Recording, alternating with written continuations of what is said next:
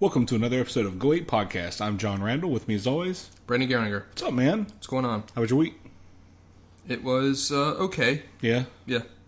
It was a busy week for me at work because of South Carolina news. We'll leave it at that. Yeah. But a lot of stuff going on here, so that was a busy week. I'm glad it's over. Yes. What about today? Did you do anything today? I didn't do anything today. Absolutely nothing. Huh. I could have done something, but I didn't do anything at all.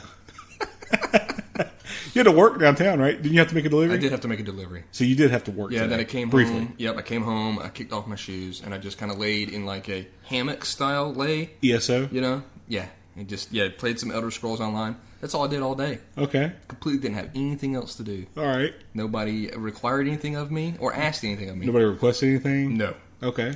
No, not at all. All right. So, yeah, that's pretty easy Saturday. That's cool. You know what I did today? You ready for this? What's that? First thing this morning, pedicure. What the fuck are you talking about? I went and got a pedicure this morning. Check out my toes. Look how nice they Holy look. shit. What the hell's gotten into you? I had a friend of mine from Germany call me today. Like, my sister put it on Facebook, getting a pedicure with my brother. And my friend called me from Germany. He's like, is it true? He's like, I think what he said was, I heard you had a little work done today. I went, what, you mean my pedicure? And he just started laughing. He was like, you really went and got a pedicure? I was like, yeah, dude. I was like, I'm secure in my masculinity. How many people did it take to do it? One poor girl. Yeah. Chainsaws, Power sanders. Power sanders. Yeah. You've always been known for dagger toes. Exactly. So I had this very nice girl. She worked on my feet, but they're nice and smooth now. See? Okay, that's terrible. I just used my foot to touch Brandon's leg. He does that often. But now it's not rough, so it's good.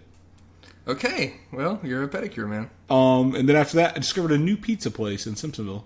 That's cool. Which we had for dinner. Yeah, it was pretty good. It was pretty good. What else has been going on? Not much. I'm still playing Vegas, New Vegas. I'm 43 hours in now. Nice, very nice. That's what I'm up to. So I've been playing Elder Scrolls Online. ESO. And I love it very, very, very much. Yeah, you keep telling me to pick it up. It's really, really fun. It's got its faults here and there, but I just am really engaged with it, you know. Okay. So I'm trying to get into all aspects of it. Okay. Dungeons, PvP, everything you can do. I'm not trying to shy away from any of its aspects. Okay. Does that make sense? Yeah, that makes sense. Any let's see, I thought there was something, I don't know if there was movies news. Did you see that they had they did Spider-Man, so... Yeah, well, we have a correction. Yeah. What I read originally said Asa Butterfield was going to be Spider-Man. You told me that was wrong this week. Yeah, some other guy got it. Some other guy. Okay, Some so congratulations, other guy. Yeah, so he apparently been auditioning for it and showing off his dexterity in acrobatics on Instagram with little videos of him, jumping around and learning how to do stuff. So he went the Andrew Garfield route. Yeah. Talking about what a big fan he was. Yeah. And So it landed. So thanks to Andrew Garfield. Right. For that guy. And of course, it was a bunch of outrage online about it being just another white kid being Spider-Man. Well, forget that, man. My biggest problem is the fact I'm tired of origin stories. They're doing the origin story again. Yeah, they don't need. I mean, dude, every person on Earth, if somebody in the jungles of the Amazon in South America knows, like, where fucking Spider-Man came from. Everybody knows the origin story of Spider-Man by now. Right. Like, stop telling it. Yeah. Just put the character in a movie. The only thing I can think of is for how Marvel is working with Sony to add them to the Marvel universe. They want a complete package type thing, so they're doing it. You still don't need it. I know you don't need it. You just don't need it, man. Doing It's it. too much, and I'm tired of it, honestly. But my thing is, well, I'm going to do exactly what you said this week on Twitter. Yeah. I'm going to use the one superpower I have as a consumer. I'm going to not go see your film. That's correct. Just like I didn't go see Avengers 2, and I won't be seeing that. There was so many people that were complaining about it online for various reasons. And I was like, well, if you don't like it, don't see it. Don't go pay for it. But they will. They'll still pay for it. That's stupid. I just showed a picture to Brandon. It says Bette Midler pushing for Hocus Pocus 2. I saw that in the theater. Hocus Pocus? Yeah, my mom wanted to go see it with one of her friends, and I was there by myself or something. She was like, come on to the movie, I'll pay for it. And I was like, all right. I was in hell. But, but yeah, I'm not down for Hocus Pocus 2. She's in for any movie that she can be back in, but she's a crazy loon, too. I'm not down for it. What, What, you got a Hollywood Minute, or is that part of it? I don't really have a Hollywood Minute this week. I mean, there were a couple things. They gave the release date for War of the Planet of the Apes. Yes. Which I believe is July 17th of next year. Okay. They released the official title for Independence Day 2. Okay. It's Independence Day Resurgence. Stupid. Okay. Ewan McGregor said this week that he would happily play Obi-Wan Kenobi again. No, thank you. Like, I bet you would. And Indiana Jones was voted the greatest movie character of all time. What do you think about that? I would agree. You would agree? Yes. I'll give you the top 10. Now, I don't know specific order. Okay. This is from Empire Magazine. Okay. Which is, I believe, a British magazine. Sure. And they rated the top 100 movie characters of all time. Okay. Now, it doesn't have the exact rating because their issue has not been released yet. That's fine. That has it. But they do have total in here, the top 10 basically in this list. Indiana Jones whip cracked his way to the top, beating British spy James Bond into second place. I understand that. The number 3 all time. Do you want to take a guess? Harry Potter. Nope. It was Han Solo. Okay. All right. Apparently, he gets number 3. I guess. The only female to make the top 7 list. What would you guess? This should be easy. Greatest movie character of all time. Female? It's the only female to make the top 10, but female movie character of all time. I don't know. Ellen Ripley. Okay. From Aliens. So I thought that was good. I agree with that. That's not bad. But let's see here.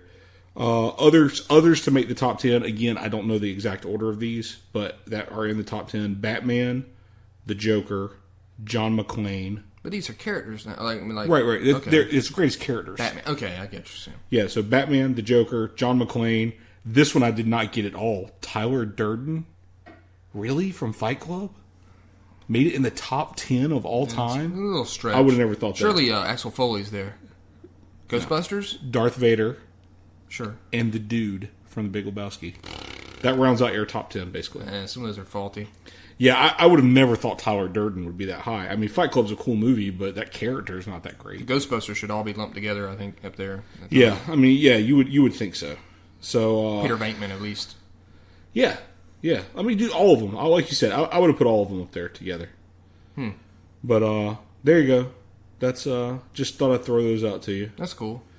Trying to think if I've got anything that I didn't really see much really this week. I saw that what's his name, Tyrese something. He's Gibson. Yeah, he's looking to be a Green Lantern in the Green Lantern movie. Like okay. I guess two guys, Hal Jordan and another guy. I guess the guy that he's probably Jon Stewart. That's who it is. Okay, so that's cool. I like Jon Stewart as a Green Lantern. It's a rumored kind of hint thing that someone put up some sort of picture of him and the guy who's going to play Hal Jordan and like a split screen of their faces. So maybe it'll be more of a success now if they do the Green Lantern again. Even though I know that we don't have huge problems with that. I mean, we don't hate that other Green Lantern, right?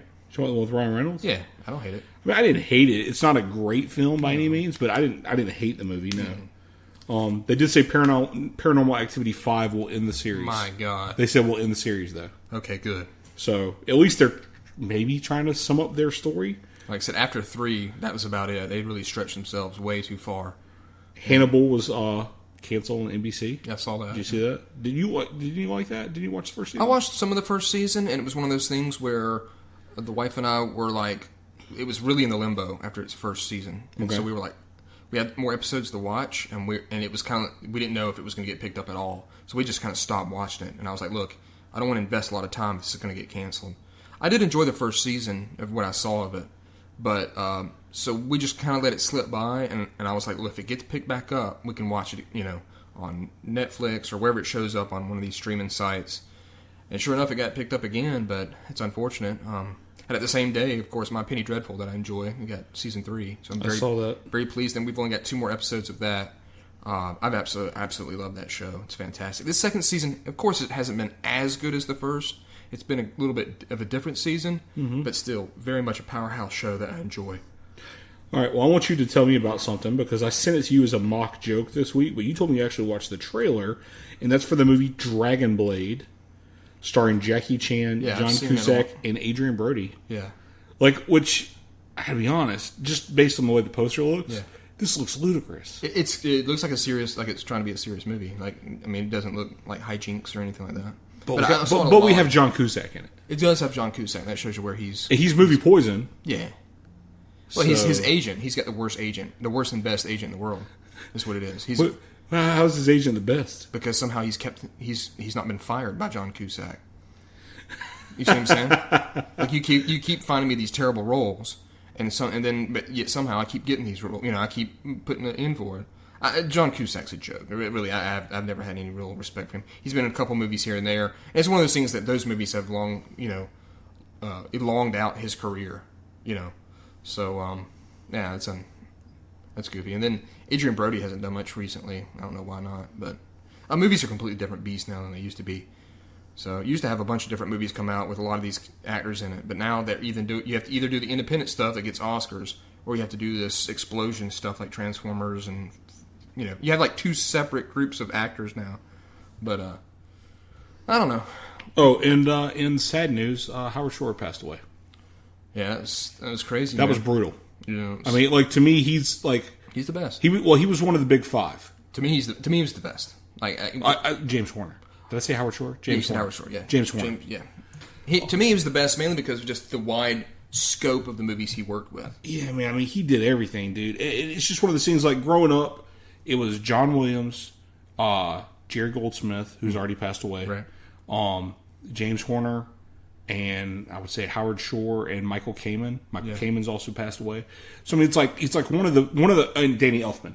Yeah, I mean, he's one of the like big 5 or 6. Like, from our time, for, like, 80s and 90s movies. Right. I mean, you're talking these, like, 4 or 5 guys scored everything in the 80s and 90s. Yeah. Everything. He did great ones. I mean, yeah. It's I put out a list this week, because I was upset about it. But, like, James Horner, he worked on Aliens, or Alien. He worked on The Rocketeer. He worked on, like, A Beautiful Mind. Braveheart, Glory. Apollo 13. Pretty much anything Ron Howard did, he did. So, right. Willow, Apollo 13.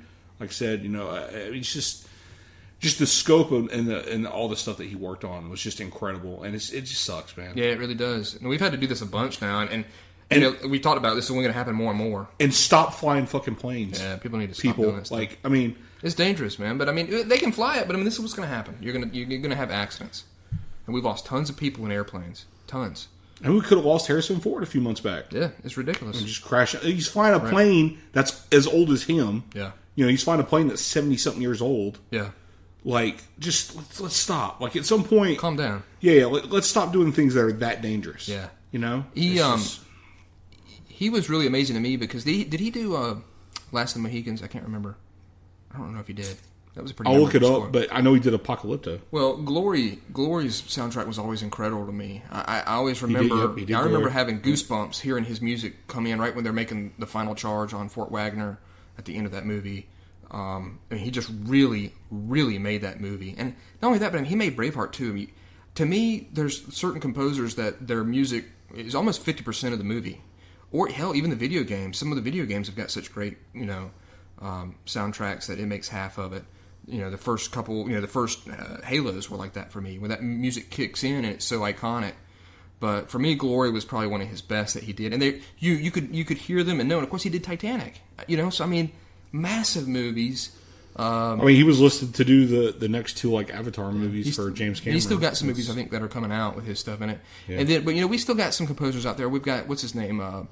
He did not do Last of the Mohicans. Okay, Michael. What's his name? The Italian name that we like from Medal of Honor. He's doing a lot of stuff. Giacchino. Yeah. Yeah, he does a lot of stuff now. He did Planet of the Apes things too. I think he did Planet. He's doing some really great stuff. So there's more composers, but yeah, he was really, really, really good and. We'll definitely miss him, and he was still any of these movies that are coming out could have been just as iconic or memorable, if he had his hands on it. So Howard Shore did the Lord of the Rings movies, right? Yes, correct. Yeah, well, here I'll just run down a few. Star Trek II: Wrath of Khan, 48 Hours, Kroll, which we both like. I love Kroll's music. Just running through some of these here: Star Trek III, Search for Spock, Cocoon. Yeah, which I think started his stuff with Ron Howard. He did Commando, Aliens. Aliens is great, man. I could think of now them going in and then. I mean, he did American Tail, which I mean, is a great film. The music in that movie is very iconic. Project X, batteries not included. Willow, Red Heat, Land Before Time, Cocoon: The Return, Field of Dreams, which is a huge one. That's a good I movie. still have stuff from Field of Dreams, I know. That's a good movie. Glory, like you said. That's all 1980s. 1990s, Rocketeer, of course I love. Not a very good movie. Sneakers, which I like. Patriot Games. Yeah. Hocus Pocus, which you've said you saw in the theater. Searching for Bobby Fischer actually has an amazing soundtrack. And Braveheart came out in the 90s, right? Yep, haven't got there yet. I'm only in 1994. Clear and Present Danger. Legends of the Fall. He must have been. Oh, that's good stuff. He must have been. Braveheart's right after that. Filthy Apollo rich. 13, Jumanji, Ransom. Titanic, of course. Oh man, that really did it for him. Mask of Zorro actually has a good soundtrack. Never to seen it. Never seen it. Sorry, Bicentennial Man. But that's just the 80s and 90s right there. 2000 starts with A Perfect Storm. And a lot of those movies were really aided by him too. It wasn't like they're. See, this is the thing. I'm gonna say something that's kind of probably people won't agree with. I think John Williams is great. I think he's made some great soundtracks, and he's been on some soundtracks as well. They're not at all memorable to me at all. So not some of the more recent ones. Yeah, not one of the recent ones. I think he did one or two good songs out of the prequels that I enjoyed, and then the Harry Potter movies I think were a complete wash. All I can think about Harry Potter is the main overture. It's the only song that I can think of in all the Harry Potter movies that sticks out in my head. I don't think he's been able to nail it scene for scene in every movie, making it his own the way he did. But I will say, I bet you for younger people than us, and I'm talking like maybe 10, 15 years younger than us, the Harry Potter films are probably as iconic to them with the music as like Star Wars is to us. Right. So I'm sure John Williams has left an impression with that music on a younger generation than us. Mm-hmm. You saw Troy. You always told me to watch that. He did the music. James Horner did the music for that. It's a good movie. I need to see it again. I've only seen it once. But I enjoyed it. Yeah, Apocalypto. I love Apocalypto. Of course, Avatar. And then Man, filthy rich, dude. He must have been filthy rich. The new Karate Kid. That's a good one. That's better than the original one. It's not. It's better than the original with what's his name? Malfraccio. Yeah, with Malfraccio. He did the Amazing Spider-Man for Mark Webb. All right. I thought that was good music. And then he was listed for Avatar 2 and 3, which sadly that won't happen now. But oh well. But yeah, man. So here's the James Horner. Like I said, he was one of the big five, for us growing up. So, and like you said, the older we get, the more stuff like this is going to happen, and people will pass on. But yeah, I was sad about that because originally that's what I went to school for, is recording arts, and I worked in a music studio for a little while around here, and I did some stuff with the Boston Symphony when I was in school. And I don't know, man. I always liked classical music, and always liked movie soundtracks and stuff like that. So Oh yeah. I hate to see that, man. Yep, sucks. You know what else sucks? What else sucks, Jonathan? This movie you made me watch. What? This was Jonathan's choice. Well, yeah. Technically, and it's on tape last week, you took your own fate in your hands. You did pick this. I didn't know what it was going to be. It was a deal or make a deal. I got the goat. I got the goat on a string. You got the zonk. Yeah. Boom, boom, boom, boom. Yeah, that's what I got. Opened up that damn door, and it was a goat on a rope. We watched 1998's Avengers. We just did that. Starring Ralph Fiennes, Uma Thurman, and Sean Connery. And not many more people. No. Brandon, we counted the cast at the end of the film. And it's a stretch. What I have? 20. Less than that. 19. 19. And let me explain this to you people. There were no extras in this film. No. I'm talking they didn't walk down a street and see anyone. They're in London, people. Yeah, it doesn't make much sense. I don't know. Let's just get into it, and then we'll wrap it up all at the end. That way we can just jump right into this movie and get it over with. I want to, real quick, just check what the budget was of this film. What would you guess, $20? I'm going to say it was about $18 million. That was the budget. 15 to 18 million. The budget was $60 million. What? Holy shit. Somebody just made out with $55 million in their pocket.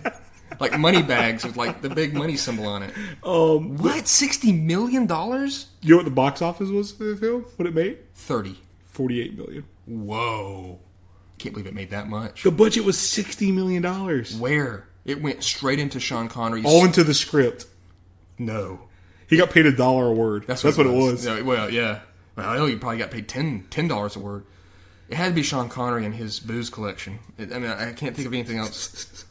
Maybe he I got to believe that they paid Sean Connery through the ass. You know what I think it was? Sean Connery, he needed a lot of money. He needed more rings to work on his wife with. That's what it was. To wear more rings. No. Hold on. Is Sean Connery like a wife beater? Yeah. Dude, I didn't know that. Now you've ruined that for me. That's well known. I didn't know that. Look up Sean Connery on Wikipedia, and I'm certain they're going to say something about... God damn it. He's made comments in the past, I believe. I could be wrong, but I don't believe I am. Believe me, I wouldn't make such a drastic accusation about someone. But from what I'm aware of, he likes to smack his lady around. So... Dude. Look it up. Say, like, Sean Connery wife beater, and see what happens. No, I don't want to look at that. You like Sean Connery a bunch? I do like Sean Connery. What do you like him from? Because he's in this movie, people. He's the bad guy in this movie. And never make Sean Connery the bad guy of your movie. That just doesn't make sense to me. Really? No, I don't understand why he'd be the bad guy. He's not been the bad guy in anything else that I know of. Well, let's just talk about one thing real quick, and the fact that... He's wife beater. He took this role. Yeah. Okay? But he passed on a more famous role. Yeah, Gandalf for The Lord of the Rings. He said he didn't understand it. They offered him Gandalf for Lord of the Rings. He passed on it because he didn't understand the script. Yeah. But he did this movie. And then he went and did League of Extraordinary Gentlemen. That was the thing that's what he went over to instead. And so he's not too bright. All right, I am going to say, because we discussed this earlier, you asked me what his final film, or like what the last film was he was in. And I said League of Extraordinary Gentlemen. Mm-hmm. Because he said that movie was so bad, it forced him to retire from acting. Wow. In 2003, that was his last film. Apparently in 2012, he did a voice for something named Sir Billy. Okay. I don't know what Sir Billy is, but he did a voice for apparently... Okay, I don't even think this is... Okay, never mind. That's a computer animated adventure comedy. Look, feature... I guess it is a feature film. Okay, get out of here. He did the voice for a character in 2012, but his last live action film was League of Extraordinary Gentlemen. So, yeah, there you go. Wow, that's interesting. Apparently they offered him to be in Indiana Jones 4, and he said, nope, retirement's just too damn fun. That's his quote. All right, so, yeah, this is the Avengers. We're going to get into it. We'll dissect it, I guess. I'm going to give you a little quote. Oh, man. I don't think there's anything particularly wrong about hitting a woman, although I don't recommend doing it in the same way that you'd hit a man. An open-handed slap is justified if all other alternatives fail and there has been plenty of warning. If a woman is a bitch, or hysterical, or bloody-minded continually, then I'd do it. I think a man has to be slightly advanced ahead of the woman, is what he said. So, yeah, he's known. And that's under the article... 5 bizarre outbursts by celebrities you thought were sane. That whole comment makes me feel violated. I think that's funny. Oh, that's good. If a woman's a bitch. Okay, so there it is. Do you agree with that? No, I don't. Okay, I just wanted to put you on the spot real quick. I wouldn't have said it if I mean, that's insane. But, yeah, so there it is. So I'm glad I got to crush a little bit of your life. Thanks a lot. All right, so... Henry Jones Sr. will never be the same to me. Oh, wow. All right, so The Avengers, 1998. Starts off, this is a Warner Brothers picture, if I'm not mistaken. Yeah. And you get some cloud credits, is what I wrote. The credits for the movie. Weather. A lot of weather. It's weather. It looks very, very kind of... It's way too long. It's time-lapse video that's, like, sped up. Yeah, and just garish, weird credits that are jumping all over the place, and they go on for way too long. And I'm going to just go ahead and say this. I've said this before... And I've read this from other people, and I kind of grabbed onto it. It's one of those things where you read and you go, oh, yeah, now that you say that, I kind of agree with that. I don't like credits in the beginning of the film. You know that. I don't. And that stopped sometime in the early 2000s, for the most part. People stopped doing it here and there, and they used to do it really bad back in the old days. Back in the old days of cinema. And then they did it all, they did it in the 80s and stuff like that, and I think we kind of got used to it. But after a while, it just came... It's like, what's the point? I don't see what the point of it is. Almost... at all. Like, no point whatsoever. Unless they're just like, hey, don't leave the theater, I'm in this movie. or this is the producer of the movie. Like, that's going to keep you in your seat. Like, someone's going to be like, I don't get this movie. And maybe the name thrown up there will keep them in the seat. Jim Carrey's in this. All right, cool. I'll stay around until he shows up. I just don't get it. But this one went way too long. And I put almost couldn't weather the intro. It's a pun. It's a pun. That's what that is. Should probably be. Was it punny? You need an open hand slap. Is what you need for that. I'm a bitch. You are a bitch. I've said terrible intro. This whole, just right off the bat, it's already a bad taste in my mouth. I don't like it. And it looks like what I said. It looks like a bizarre intro for Unsolved Mysteries. And people that are young that don't know Unsolved Mysteries, a show that used to come on that used to talk about UFOs. This is the thing about Unsolved Mysteries. Let me get into this. Unsolved Mysteries was about ghosts, UFOs, like UFO abductions and stuff like that. And then it was about missing persons. And it was about 90% missing persons, the whole show was. I wish I could have put a disclaimer on this real quick, because I know my sister listens to our podcast. Okay. And when my sister was about 10, 11 years old, she was finally starting to stay home by herself. Yeah. Okay. She used to watch Unsolved Mysteries in the afternoon. It scared her so much she had to get put back in daycare. She couldn't stay home by herself until my parents got home. They had some scary shit when they talked about ghosts. I mean, me and Jeff scared the hell out of us thinking about when we were younger, talking about some of the stuff we saw in Unsolved Mysteries. His voice was great. The show was great. But it was Robert Stack, wasn't it? Yeah, Robert Stack. Whenever I would fire that up, I'd be like, sweet, Unsolved Mysteries. Dun, dun, dun, dun, dun. Missing person. Yawn. You know what I mean? I hate to say it, but I was like, I don't want to see some reproduction of somebody missing. You know, but then all of a sudden it would be like, paranormal, something or other. I'd be like, oh, that was good stuff. So yeah, it looks like the intro to Unsolved Mysteries is what the intro looks to this film. I thought it looked like it was trying to do a James Bond thing with the intro. It does kind of do that too. And that's even more solidified when we got to the credits of the film. But I feel like it was trying to do kind of a James Bond intro with like the swirliness going like with the credits and stuff. And there's a lot of wannabe James Bond in this film. Oh my god. And look, I'm on my fourth note. I've got damn it enough already. And I'm still talking about these damn credits in the beginning of this movie. Movie shit. It really is. All right. So it starts off with a guy walking down the street. This guy is played by Ralph Fiennes. Or Rafe. Let's just go with Ralph. Let's go with Ralph. Oh, Rafe. Is it Rafe? Let's go with Rafe. I don't know. We're American. Let's just say Ralph Fiennes. How's it spelled? It's spelled Ralph. Then it's Ralph then. I mean, hell, our autocorrect was trying to do Raphael into Ralph, so... You know what? Ralph it is. It doesn't matter. His character's name is John Steed. John Steed. We'll call him John Steed. John Steed's walking down the road. It's a vacant road. Nobody else is on this road until some people show up. That should have been our first clue.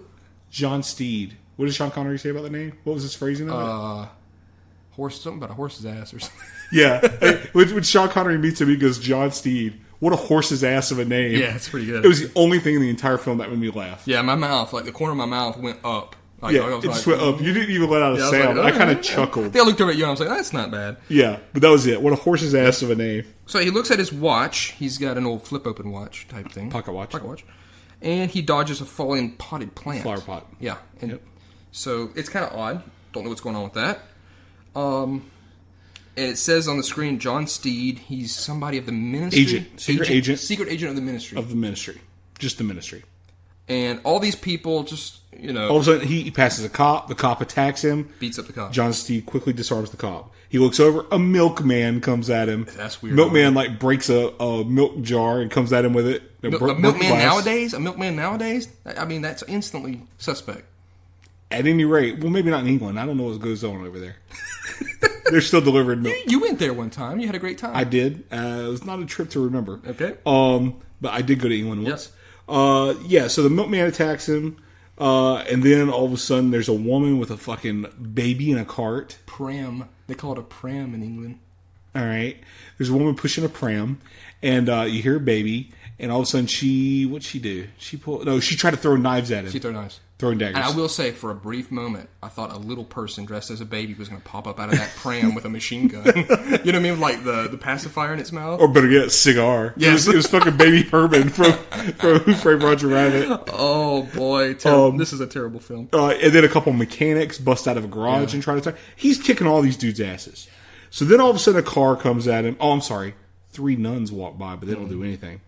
A car comes at him. He sees the car coming. He jumps up. He uses his umbrella that he's been walking with and disarming foes with to catch the lip over a, I guess, tunnel that the car drives through. Sure. He drops down behind it. A guy gets out, and you realize this has all been part of his training. It's like a testing day for him. Yep. All the buildings are like wood, like a old Hollywood set, and it's all a test for him to pass. And you find out that the head of the ministry is a guy named Mother. Correct. That's his code name.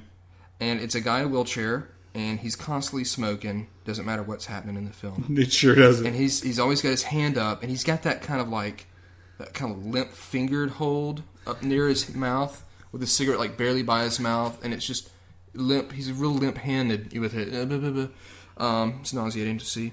And he tells them that he's got a call from the Prime Minister. Yep. Apparently some shield is down. The Prospero Weather Network is down. Prospero is the code name for... Now, this is the whole fucking plot of the movie, people. Holy shit. And I'm about... You're paying attention to something. Well, I'm going to tell you as much as I got out of it. Okay. Prospero... essentially was a weather program designed to control the weather. For what means?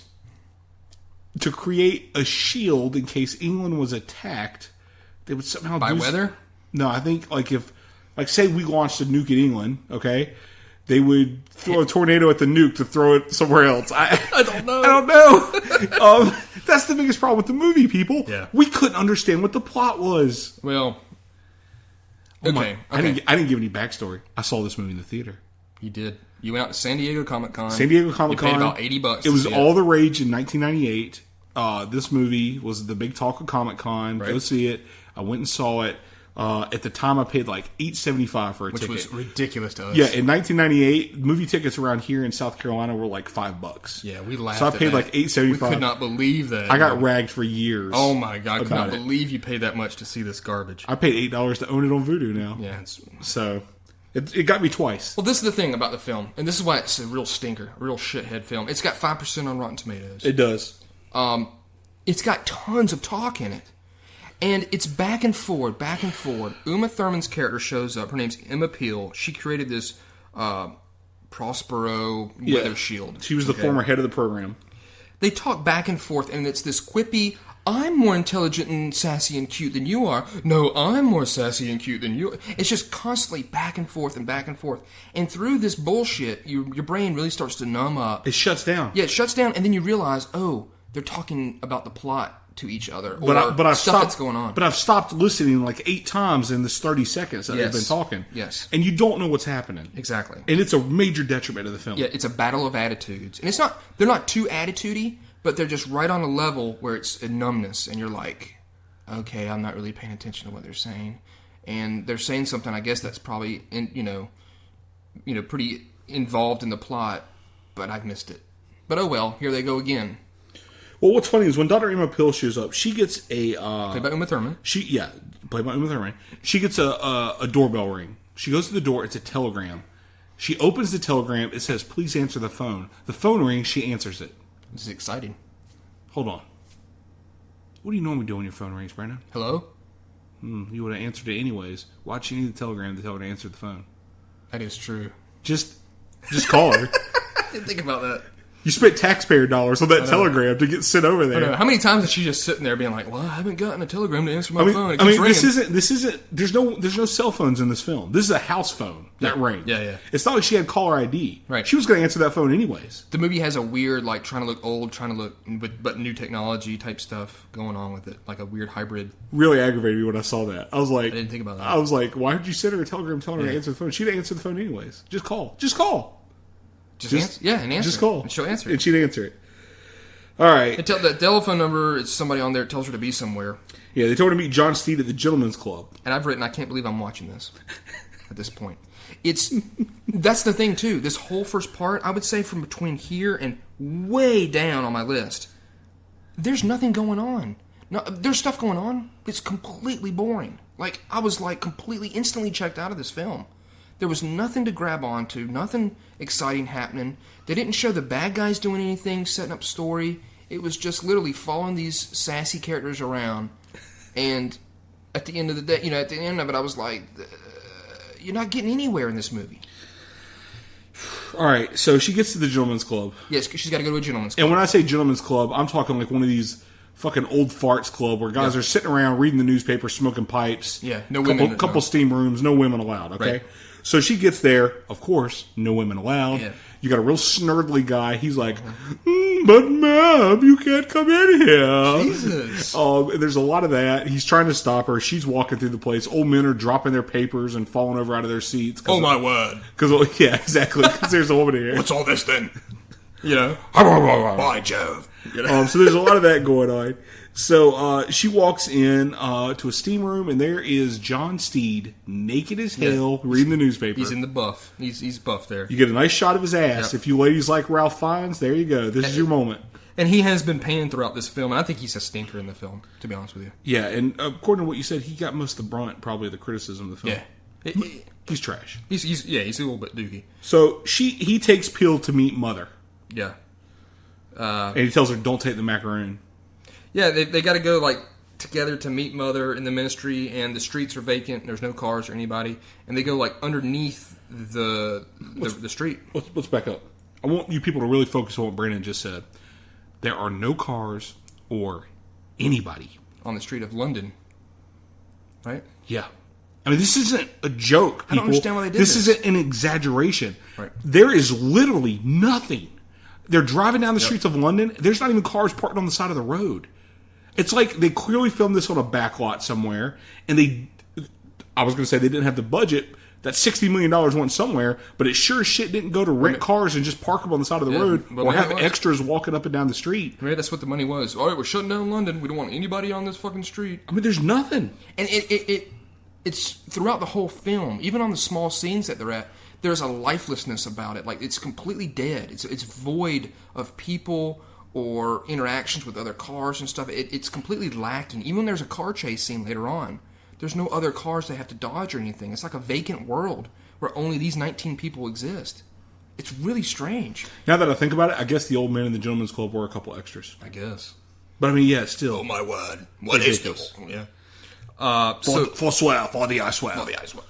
They have a sit down with Mother, and this guy's nauseating every time I see him. And this is it's Broadbent, right? Yes. Jim Broadbent. Jim Broadbent. Yep. What else has he been in? I don't know. Okay, continue. I've heard his name. So she's, it says that that she developed the weather shield, and constantly throughout there, I'm talking back and forth. It's not so much like I did this. Oh well, I did that. I'm better than you. It's just these subtle drops of how pimp they are, and it's a back and forward type thing, fairly nonchalant about it, but very long. Moulin Rouge. Okay, got it. He won the Academy Award for Best Supporting Actor. That's what I remember him from. Mostly, is Moulin Rouge. So, Mother shows them some security footage. Apparently, the place where the weather shield is, it was broken into. And they've got some security footage of it. Guess who broke into it? It was Emma. Dr. Emma Peel. Yeah. They've got her breaking into the shield facility of Prospero. Yeah, showing her destroying basically the control of it to the ministry. Right. Because somebody still has control of it. And now all of a sudden Mother says, well, you guys have to work as a team to figure this out. She has to team with Steed to prove her innocence. So they leave the room, and all of a sudden here comes Father. And it's a woman. Yep. Second in command of the ministry. She's got a white streak and glasses on. Yeah, it's essentially John Henson with glasses. Gotcha. Mixed with Molly Shannon in the face. And she's wondering, I got here, was she a blind woman? I don't know. I think she was blind. But later on, she was working those machines on the weather balloon. Yeah, but I still think she was blind. I've got here, Father is a blind woman, and she wonders about stuff. Because I wonder about her. I wonder about them, or something trash like that. Didn't make much sense. I've got E and J, that's Emma and John. They're instantly fencing in a clothing store. Some sort of suit store. What was the name? For men's? Trubishaw? Trubshaw. Trubshaw and Co. Yeah. So Trubshaw makes vests, hats, canes, umbrellas. He makes all these things basically, I guess, just for John Steed. Yep. He essentially has an entire clothing store for John Steed. Right. He throws you canes, and you grab them, and if one displeases you, you throw it away. He'll throw you another one. This one I like. This one I keep. This one I keep. Yep. So instantly you see them fencing, and that shows you the the back and forth personalities. The ping pong match is what you have here of. Now, how do you think that what's her name, Uma Thurman did in the movie?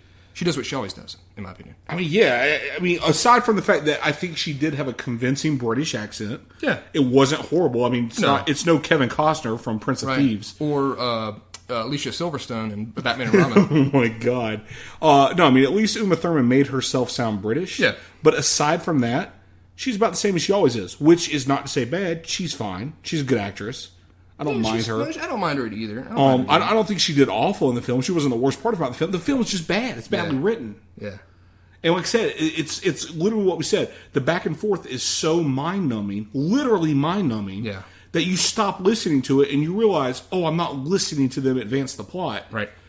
Because you can't tell when they're doing their little dance of love in their conversation, and then they talk about plot. And then it's more of their maneuvering to eventually kiss, and then it's plot. So it's just bad. It's very detrimental to the viewer to try to keep focus. He says that Emma's got a pair of boots coming to her. He's had him order a pair of boots for her. Yeah, I've ordered you some boots. I've said I've already tired of hearing the name Mother. At this point, it's gotten very bothersome to me. Yeah. It's really crappy. And as they're leaving the store, someone's lurking in yonder alley. But out of the shadows appears Eddie Izzard, straight out of Oasis. True. His hair, it's terrible. He looks like fucking Liam Gallagher or Noel Gallagher, except it's like bleach blonde hair on Eddie Izzard. Yeah. It's incredibly bad. It's really bad, and his role is bad. He's some sort of henchman goon. You're not sure at this point, but he does come out. He turns out, and with the sneer and the look he gives, you instantly get some sort of goon. Yeah, he's a goon. He's a henchman. Hired goon. Yep. And I've got my next note here is I hate these two. My next note was the fucking back and forth is nauseating. Yeah, I can't stand their characters. I like Ralph Fiennes, and I like her. I mean, I like her in movies. They're both what I would call moderate draws to a film. And literally, my note is basically that. I put the fucking back and forth is nauseating. I don't know what they're saying. Yeah, that's the problem with everything. That's the problem. And I would say, other than Sean Connery, the British accents weren't so bad that you couldn't follow. Because I know that sometimes you have issues with British accents and them being gibberish. At times, they did good. They did good. I didn't have a problem with it. No. It's not like I said. It's not a problem of understanding their enunciation. Yeah. It's a problem of just the dialogue makes you want to tune out and not listen to the movie. And that's a problem when you're writing a film. Oh yeah. You want to write dialogue that people want to listen to. Just like you and I want to do a podcast people want to listen to. Right. I mean, but I usually end up in tears afterwards because I know they're not. There's some hot tea that's dispensed out of the dashboard. Hot tea. I'm glad you wrote that down. I didn't write it. I missed that. I've got the talking is gibberish between the two of them. Yep. And then my next line is so talky because it's just this is truly this right here is your turd moment of the movie. Like this point, they're about to go to this mansion of this guy. I wasn't really following it. There's a lot of that kind of blanks in my notes. He's a guy that used to be head over the weather department. I can't believe the ministry. I can't believe we're fucking talking about weather. This is shit. This movie's a meteorologist's dream come true. Oh my god, a lot of fapping going on. John Cesarich is sitting at home right now watching this with popcorn and wondering if he should color his hair. You remember that when he colored his hair? No. All right. So yeah, they go to a huge mansion again, completely vacant all around them. It's a palace. It's a huge palace. You see a massive snow globe collection, as they are allowed in, right? Or they're allowed in. Well, here's what happens. Uma Thurman, John Steed sends Emma Pill in. Okay, John Steed sneaks onto the property grounds. She goes in through the front door to try to charm. I'm going to take a guess at the name because I never wrote it down once in my notes. I think Sir Alex De Winter was his name. Get out of here. De Winter? De Winter. I think was his name. Fuck that. I kid you not. In all of my notes, I just wrote Sean Connery. Yeah, I wrote Sean all the time. Sean Connery, every single time. I never really caught what his character's name was. Yep. I will look it up here in a second. But we have one of the worst movie tropes of all time. The first introduction of Sean Connery is playing a harpsichord. Oh, it is, isn't it? I mean, could you say I'm the villain any more than that? And it shows like a massive snow globe collection before. So he's this movie's Mr. Freeze is what he is. I mean, my God. But he's got a huge picture of Emma above his harpsichord. That is almost correct. Sir August De Winter. August De Winter? Yeah, and it's DE space WYNTER. August. Sir August De Winter. That's a real kick to the nuts. That's a very Scottish name. So Emma is walking through a terrarium of plants. Yep. And I get flashbacks here of Batman and Robin. She's given an umbrella. Yep. Because the weather is unpredictable. There's a goon. There's some sort of goon that gives her that, right? There's somebody walking with her. Yeah, a butler. Yeah. He buttles. She's instantly grabbed by the neck by Sean Connery. Yes, that's what I put. It's a crazy man. I put Connery grabs her by the throat. Psycho. Should I go back to that? I was going to say, apparently you've been proven right by the movie itself. Should I go back to this, what he said about women and how he likes to whoop on them? I mean, they deserve an open-handed slap if they're a bitch. That's what he said. That's his words. And I get here gab about stuff as they go back and forth as well. Anybody that meets anybody in this movie is just... It's not just like, oh, cool, you're so-and-so. It's like, da-da-da, here I go. We're going to play this little game of wits. Like, he knows who she is. She knows who he is. They talk back and forth. Now, I don't know if you caught this, okay? I'm sure you didn't. No. But I'm going to throw this out there to you. I was in hell. While they're walking back, as they're talking, she's gone there to talk to him, okay? Mm-hmm. As they're returning to leave the terrarium, okay, he takes the umbrella from her, and he kind of has it over himself. Okay. He makes the statement to her, you know, it's not bad getting wet. So she's getting rained on. He's coming back. He's got a thing. When they get back out of the terrarium, right? Yeah. He's put the umbrella down, and then he starts to dry her off with a towel. Okay. What a fucking creep. So you took the umbrella just to let her get soaked and wet. He wants to see her wet. Basically, so you could pat her down. Yeah. Is what he did. He's a perv. And not only that, when he's patting her down, he's obviously down below too long because she goes, okay, that'll be quite enough. She says that. Yeah. Like, he's messing with her diddle works. What a perv. Yeah, yeah. What a pervy old man. He's got a big picture of her, and later on, he's obviously trying to bang her. I don't know. But Sean Connery drives her off. She's offended. And then he starts raving about the ministry. Yeah. Just insane. Yeah, insane. Just yelling about how the ministry sucks. He's forgotten more than he ever knew. They're terrible. Ding! He instantly stops, calms down. How about a spot of tea?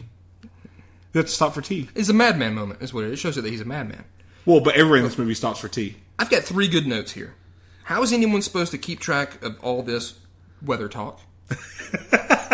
What are they talking about? And then he's some weather guy, is what I got written down. It's completely mind-numbing. You have not seen any action. You've not seen anything really going on. It's just been talk, talk, talk. A shield is down about weather. I mean, this is not captivating at all. The extent of the action of the film is his training down the street, and the sword fight in the coat shop. Yeah, so far. That's it. That's it. Yeah. There's nothing to grab onto at this point. So it cuts to John Steed. He's on the property grounds trying to sneak in. Yeah. There's a random phone booth on the grounds. Yeah, I thought it was a TARDIS. He goes to get into the phone booth. Once he gets in, all of a sudden, out of nowhere, a hurricane is just wind's blowing hard. He makes a phone call, gets off the phone. By the time he opens the door, blizzard. Yeah, it's snow everywhere. It's snowing, hard snow. So much snow, in fact, that somebody in a dog sled comes up. Yep. It's Emma. She's in a dog sled. She's been pulled by dogs. She shoots him. Right square in the chest. Yeah. They go back and forth a little bit, and it was always going back and forth with some sort of quips and stuff. And then he wakes up with Emma over him, and he says that his suit was bulletproof. All right, so we got that going on. Also, when he woke up, tea time. Yeah, of course. More tea time. Yeah. I've got written here, Uma Thurman is a big bird head. I just want to throw that out here. She's a big bird head. She's not. She is pleasant to look at, but she has what I call a kind of tall, kind of thin, big-headed woman. Bird head. All right. Okay. So. Agree to disagree. I find her attractive. Well, she is. I said she is. I just said that she still looks like a big bird head. I just feel like we've seen worse bird heads in our time. Oh yeah, there's terrible bird heads. Remember that woman who used to be the manager at GameStop? Oh yeah, it was a big bird head. Yeah. What's her face on Sunny in Philadelphia is a little bit of a big bird head. I don't know. Well, they constantly tell her she looks like a bird. Yeah, it's not a negative. I don't think it's a negative thing. It's just something about it. It's something about kind of like a bigger head on a thin, light body. You're talking about Caitlin Olsen, who plays Dee. There you go. Sunny in Philadelphia. So John went and talked to a woman at the company. So here we go. Here's what happened. This is ridiculous. I got it. I got the notes. This is terrible. So Peel tells John when he wakes up that she stole a snow globe that leads them to a place called Wonderland Weather. Mm-hmm. Okay. So we cut to Wonderland Weather. Yeah. They're talking to the secretary, who's hot. Yeah. I thought she was hot. Yeah. And they're like, we basically need to hire you guys. Apparently this company creates weather for places. And he's trying to say, we need your weather. That's right. For my flowers. Whatever. He's pretending that he's got some kind of flower or something. It's banal. Flower farm. Anytime he talked, I didn't listen. He's got a flower farm. Cut to boardroom. You want to talk about this boardroom scene, Brandon? No, I don't know what to say about this boardroom scene. It's fucking crazy. We cut to a boardroom, and there are 16 people, I'd say, in the film, are in the room. All around a big table. All around a big table, just like you would see in a boardroom. Yep. At the head of the table is Sean Connery. But not the Sean Connery you know and expect. Everybody in this scene is dressed in a bear costume. They're furries. They like to screw with furry animals. I'm not making this up, people. Yeah. They're like all the colors you would find in a gummy bear package. Yeah. As bears. Yeah, this is Care around Bears. the table. They look like Care Bears. Around the table. And you hear Sean Connery's voice coming from one of these bears, and you're thinking, okay, this is a voiceover. Surely they didn't put Sean Connery in a fucking bear costume to do this scene. He takes off his hat. He takes off his bear hat, and it's Sean Connery. It's Sean Connery. It's Sean Connery dressed as a furry, addressing this table full of bears. He's asking people pretty much, they're going to do something. If you want out, you need to let me know now. Now's the time. And what always happens in that scene? Death. Yeah. If you're the guy who wants out, you're going to die. Yeah. You might as well have stayed in. He throws like darts at them and that kills them. Yeah. So John and Emma, they arrived there, I guess, up in their boardroom area. I thought that was kind of odd. Yeah. Right? And they find the two dead bears. I just called them bears. Yeah, I put Steven Pill discovered the dead bears. Oh, by the way, that was the head of Prospero Research and his assistant. That's right, because those are the two people she who knows it out. Whenever she sees the head. She pops the heads off. When they take the heads off, she knows that these were scientists. She knew they were the head of that program. They've been murdered now. But what's this? There's two bears, and they're one's going up and one's going down. They got to chase them. Yeah. So she follows the one upstairs. He follows the one down in the elevator. And when he gets down on the ground, yeah, it's you see them. They've gotten down there so quickly ahead of him. Yeah. They both took elevators, by the way. I guess Steed hit many floors on his way down to keep stopping the elevator, because by the time he gets down there, you see the guy that was in the bear costume trashing his bear costume. It's probably like a $300 bear costume. Those are expensive. It was Eddie Izzard. Yeah. So he's there with his group of thugs. There's like 5 of them. It would have been a short bear, too, if it actually was him in that costume. Well, it would have been a bear that was dressed in female clothes. That's true. John comes across Eddie and his toughs, is what I got written. Fight. I want to go ahead and say, Eddie Izzard's not spoken yet at this point in the film. No. He's not talked yet. He only has one line. He only has one line in the entire film. It is a good line to say you've only got that one line in a movie. And it's 2 words. Yeah. It's 2 words. We'll come to those at the end. Yeah, we'll get to it, but it's not to the end of the film. It's a good line to have in a movie, to say, look, this is the only line I have in this movie is this. Yep. That's pretty good. But yeah. So all it is it's him, thugs, giving looks. And then an attack. Give it them, yeah. And then they give him the business to each other. Yeah. So the thugs attack Steed. He fends them off. What's the matter? Nothing. I'm just thinking about this part that comes up next. All right, he fends them off. Eddie Izzard quickly takes off in a van. And as he drives away, underneath the tire of the car... A map. There's a map laying on the ground, and it might as well have said, this way to bad guys. This way to the next part of the plot. Yeah, this way to the next scene of the movie. Like, what? I left my map back there. How did the map even get there? That won't come back to haunt us. How did the map even get up underneath the van? Why is the red bat even there? I mean... So Emma's on top of the building. She's got her short shorts on. She's got her tank top. And she's in the scaffolding and pipes, okay, of the top of the building. Yep. She sees a black bear. It attacks her. It's her. Just like last week, we got Schwarzenegger acting against Schwarzenegger. Yeah. Today we get Thurman versus Thurman. Thurman versus Thurman. 2 of them. John shows up from down below. And so the other Emma, we'll just call her Bad Emma, I guess. I called her Evil Pill. Evil Pill jumps off the side of the building. Yep. And John runs over to look and turns back and does some sort of quippy joke to our normal Emma. And I guess that other Emma can survive long falls, or... We don't know yet. I don't She's know. dead. She died. She's dead. She died. She died. Yeah. Because, yeah, I mean, surely she's dead because we didn't address it. We didn't show her in the bear costume spring forth, hang glider wings, and fly away. Exactly. Our parachute come out. So she obviously died because she just leapt off of a building. Yeah, that's the assumption that we'll make of it. Yeah, so she's dead. So, cuts to scene of clouds over. I have clouds over Convert's house. I'm sure that's supposed to be Connery's house.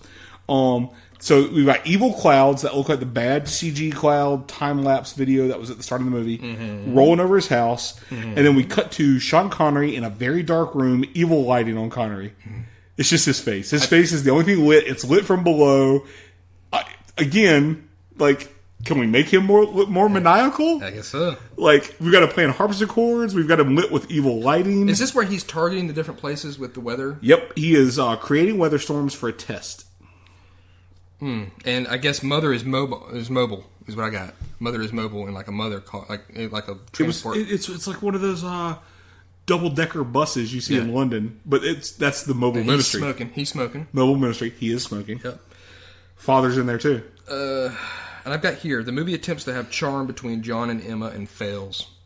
That's what it's all about. There's no connection you grab onto with these two people. I like my next line. I wrote more talking. I don't know what about. Seriously, the dialogue in this and the delivery is ass. That's what I wrote. Well, here we've got a big twist coming up. All right. Sean Connery and Father are playing croquet. Croquet? It is croquet. Croquet, yeah. They're playing croquet with you. They're in league together. League of Extraordinary Gentlemen. Because it's Father and Sean Connery. That's right. Two men, except Father's a woman. John and Emma are on the road together, and Eddie Izzard has an army of insect drones. It's amazing. I mean, really, if you had that, that'd be pretty sweet. I guess, yeah. Now, I'm going to tell you, I've seen people fly drones like what we have today, okay? Mm-hmm. It's very difficult. Very crude compared to what they have in this movie. Yeah. He's controlling not one drone, but like 30 at one time. They look like giant hornets. Yeah. Robotic hornets is what they look like.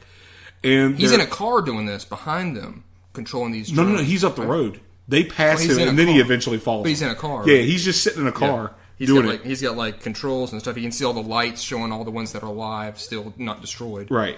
And he attacks them with this insect drone thing while they're driving on the road. This is supposed to be a big action scene in the film.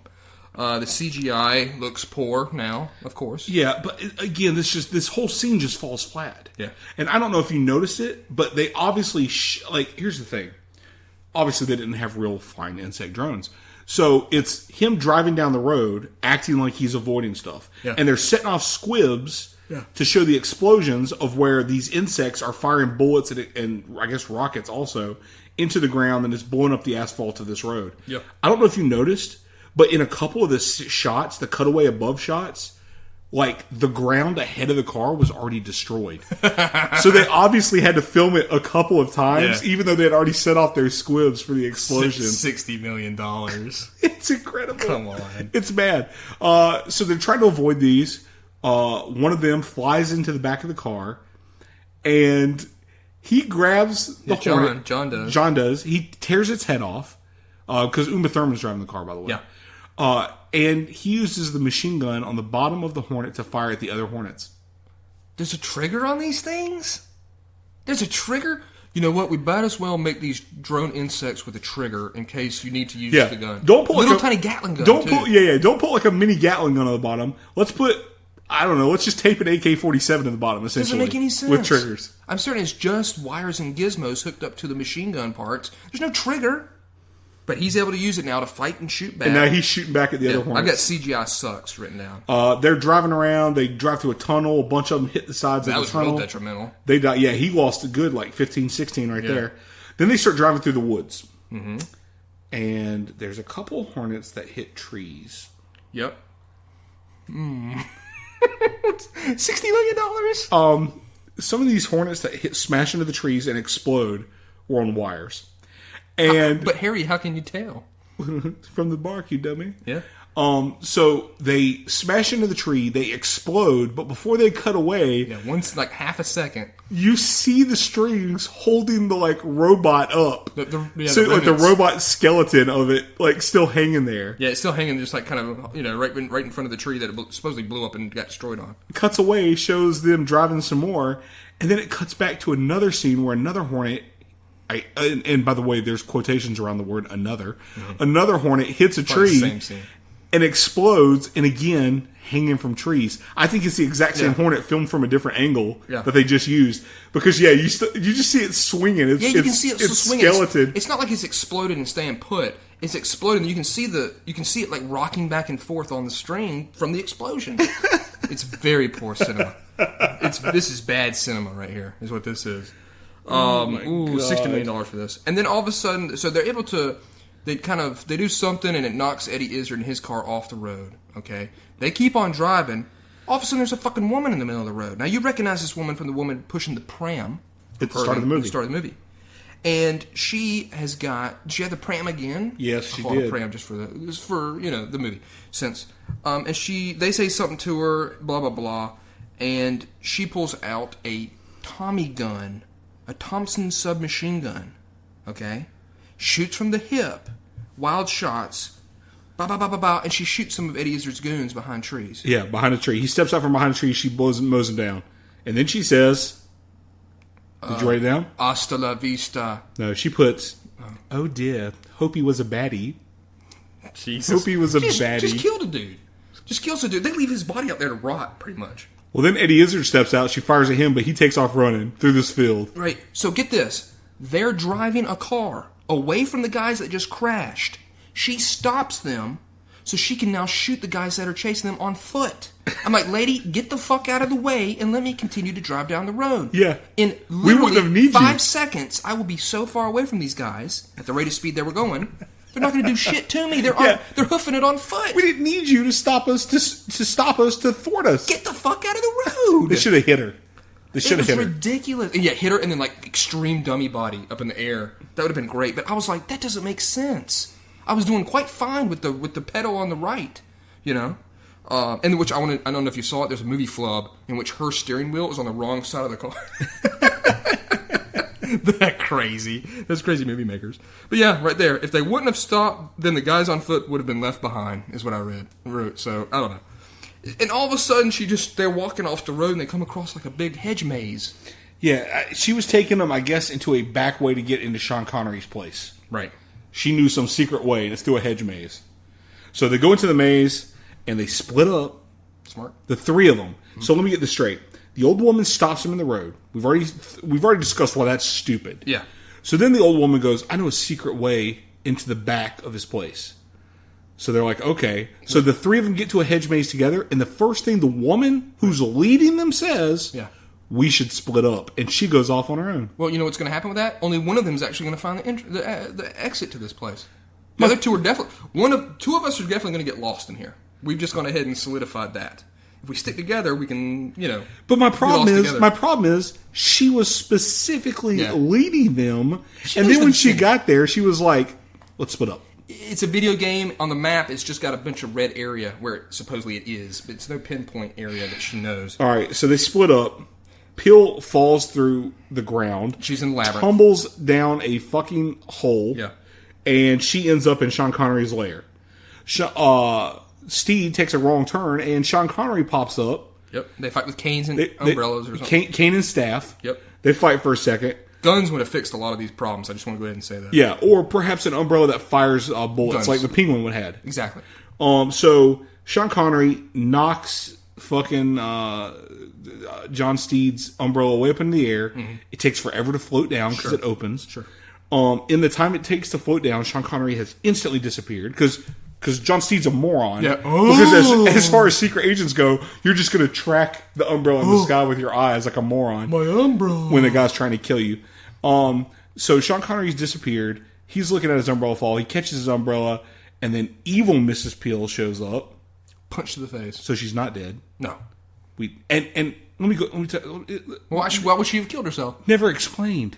It doesn't matter. Never explained. They thought you were too enraptured by the weather talk that you wouldn't think about gravity and crushing the body and the skull and the hay and the organs exploding out of orifices when you hit the ground. So anyways, she shows up, punches him in the face, knocks him out. So down in the lair, Sean Connery's instantly by Mrs. Peel. Very creepy. She's got the whole eyes pried open thing going right now. Yeah, he's on some sort of machine type thing. Yeah, and he sprays some shit in her face and essentially brainwashes her. Yeah, she's. I put Connery. Drugs. I put Connery brainwashes Peel ? I don't know what he was talking about in the scene to her. I don't know. He gives her a drug or something. He said something to her. He asked her a question, and then he said, "You won't remember any of this, and this." Yeah. He's like, "All you'll remember is this." But I don't understand the point of it.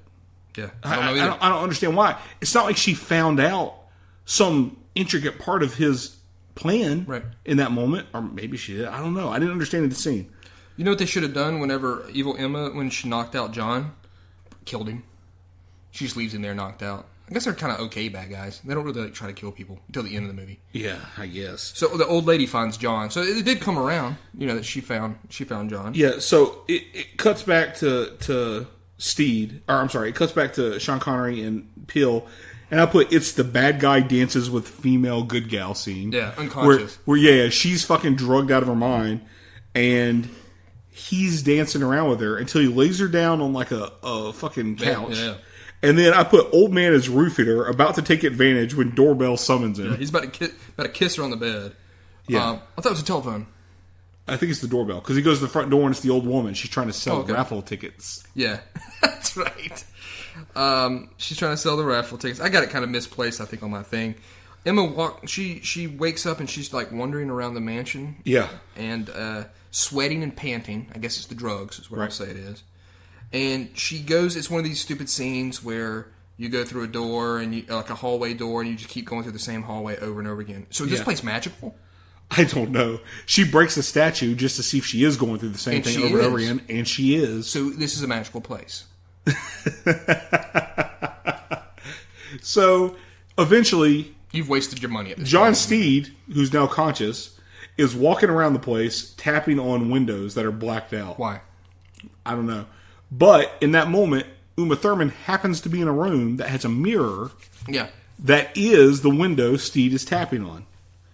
So she runs in her drug-induced stupor straight into the mirror. That's a gamble. That is a gamble. That's a gamble.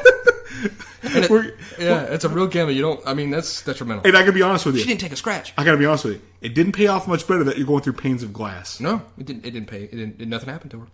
And the old lady at this time, she's pulling a gun on Sean at the door. Yeah, she's like, "Where's Dr. Peel?" And then what does he do? Like a karate chop or something? What does he do? No. He lures the old lady because he's good at luring. He's a creepy old man. Yeah. He lures her back to a room. And Open hand slap. And he Izzard. Huh? Open hand slap. She was a bitch. So Eddie Izzard comes out from a doorway and he candlesticks her on the back of the head, and knocks her out. So it was Eddie Izzard in the study. In the study with the candlestick. Okay. Is that the last time we see her in the movie? Yeah. No. Wait. Yeah. No, she shows up later to give Mother a note or something, doesn't she? I don't know. She may be dead. She may be dead, people. We don't know. She was murdered. So let's see here. Emma wakes up, and her boots have arrived from the store. Yay! There's more talk New between shoes. There's more talk between the two of them. Anytime they're together, there's more sass talk and bullshittery between Emma and John, but I didn't write any of that down. Now, when I say new shoes, I don't mean like the hit band that played I Can't Wait. And then all of a sudden, Father shows up with a bunch of goons behind her. Yeah. And they're like, Emma, you're under arrest. We want you for interrogation. You're under arrest. Yep. Because they believe that it was her who killed those guys. Yep. That were in the bear suits. Yes. So they take her out to the street. Where's the public? That's what I got written down right here. Yeah. There's nobody around. I also wrote no one in London. No one. That's what I wrote. And it shows like the bridges spreading, going over the Thames. Yeah. And no cars. There's no cars. It's so There's bizarre. no cars going over the Tower of London Bridge. Yep. Now what's coming up next? So they've taken her. John goes and meets a Colonel James. Colonel Jones. That was James. I thought it was Colonel Jones. I'll have to watch the movie again. Stop the podcast here. We'll go watch the whole movie just for that scene. Well, let us do stop for a second because we did have to stop the movie. Yeah. I got called away. There was an emergency at work. I literally had to leave my house, go deal with an emergency Pull at work. some levers and push some buttons. To get some things back on track so my station could get the newscast on the air. Now, I want to say something. Disappointingly, for both of us, I believe, We had to come back. I was able to deal with that fairly quickly, and we both realized we were going to have to continue this film. But you know what? If we'd we'd had to do it tomorrow or something. It would have taken more of our time. It's true. But This is pulling off the Band-Aid quick. But the problem was, it gave us like a 30-minute reprieve Yeah, where we for didn't both do of us, where neither... Like, I remember driving back from work, and I was like, I really don't want to go finish this film. This is like a real tough day at work, and you've just had your lunch break, and you don't want to go back. And I even suggested to you, like, 15 minutes in the movie, let's review the first 15 minutes, and then tell our audience we stopped, and then put in a different movie. We'd have to watch that movie, though. That movie's also shit. All right. So, yeah. So he's going to go meet a Colonel... Jones or James. Jones or James. He wants to go see him. I put, but he can't. That's what I put. Why can't he see him, Jonathan? He's invisible. He's an invisible man. It's an invisible character.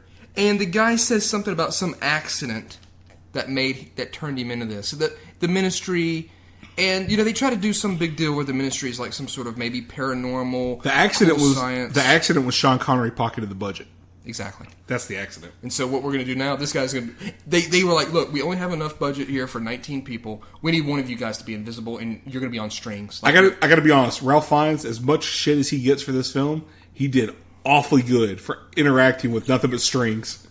They must have paid him a lot. He did an entire scene of floating glasses, floating pipe, floating filters. Well, what it was, there was a guy on the side holding up the bags of money that he was going to make for this movie. Keep on target, Ralph.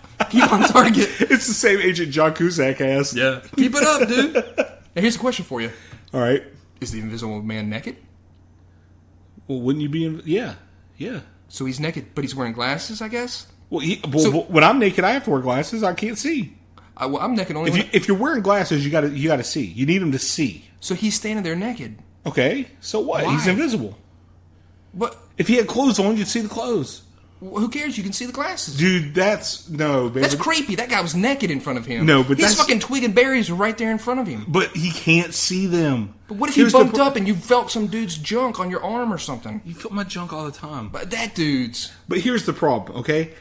I'm almost certain when it shows him later, it shows like he's got clothes on. But the problem is, if you're wearing like a jacket, right? If you're an invisible man and you're wearing jacket and pants, okay? You can see the jacket and pants. Right, but that's discombobulating. Because you're like, where's your head, dude? At this point, you can't see anything. But he's got a pipe, doesn't he? He did, but he put the pipe down.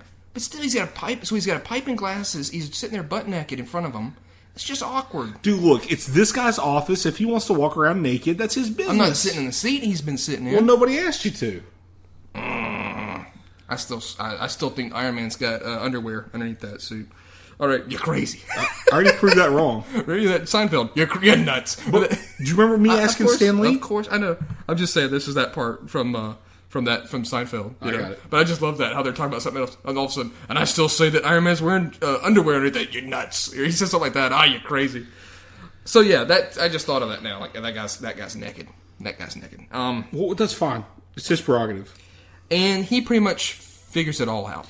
I honestly didn't get one thing out of this scene, right? Because you and I were, at least you were really. I was spending too much time looking for strings. You're like, I'm going to find holding everything up. The thing is, this guy pretty much tells John everything that he needs to know. I think what he told him was there's an island in the middle of the river. Yeah, the Thames River. Mm-hmm. There's an island. That's invisible. It's a fantasy island. They're playing. This island is what Sean Connery, I guess, owns. Yeah. Emma at this time is in a rubber room that's about, I would say, 4 feet by 4. It's about 4 feet by 4 feet, but the height of it is like 20 feet.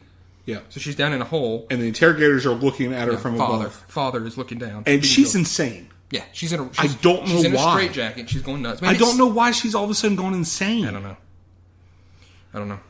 You know what it was? John found out about the cloning experiment from that dude.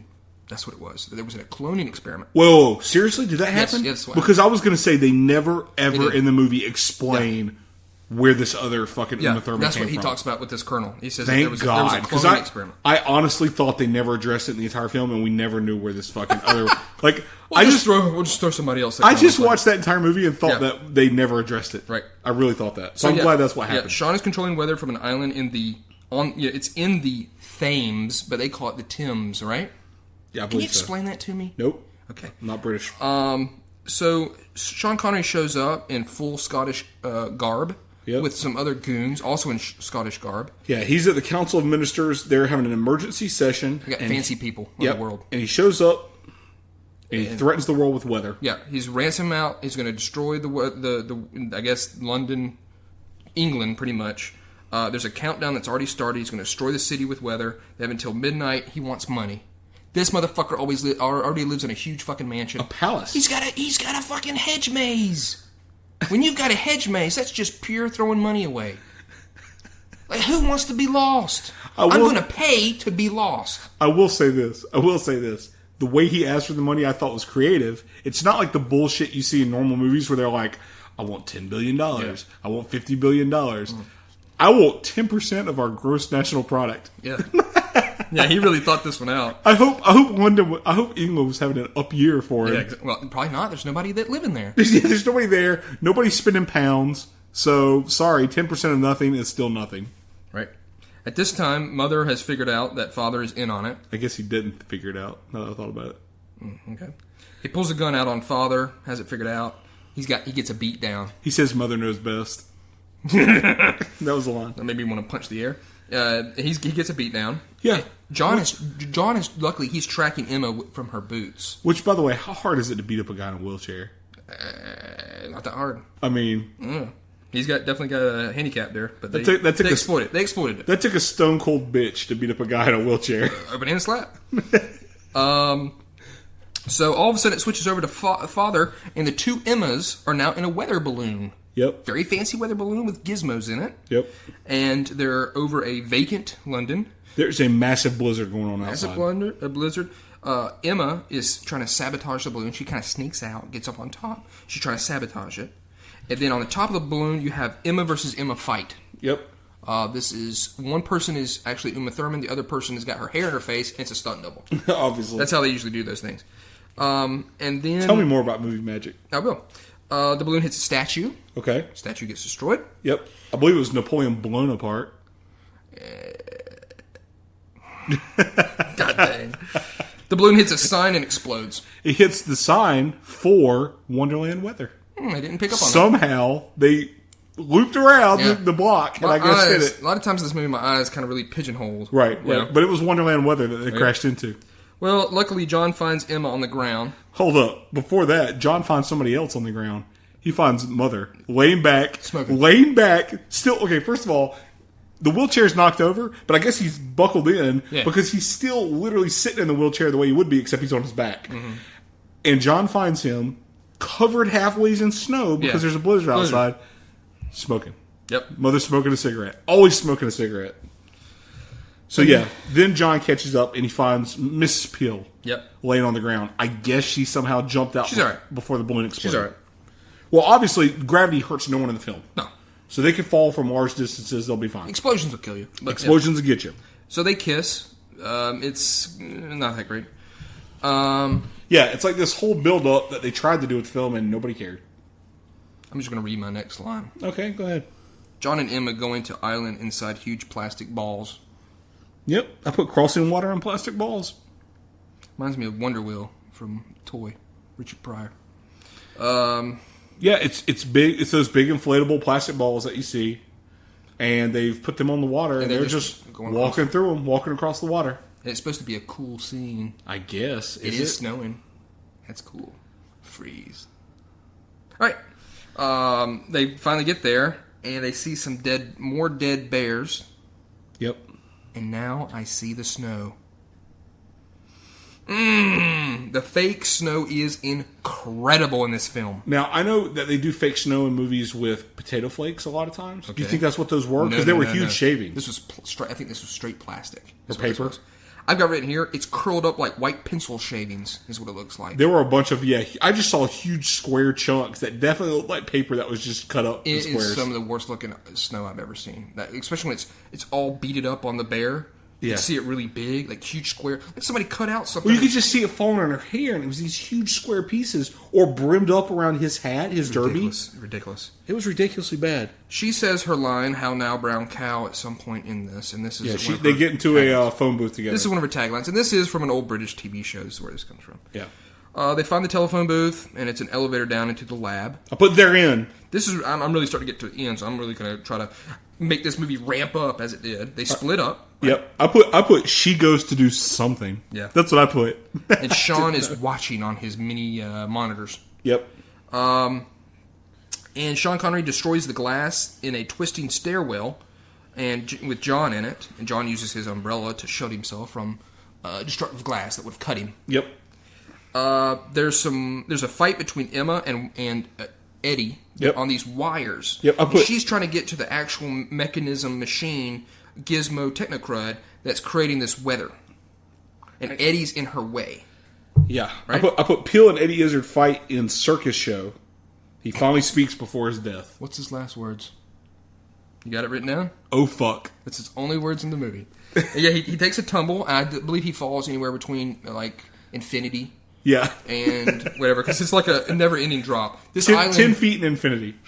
Who built this place? How much money does he have to waste? And he wants more money. Ridiculous. He wants more money, but he's literally built a place that bottomless pit. I kid you not, people. It's got to be 500 feet down. Seriously. And it's got metal sides. Yeah. I mean, that's a lot of metal.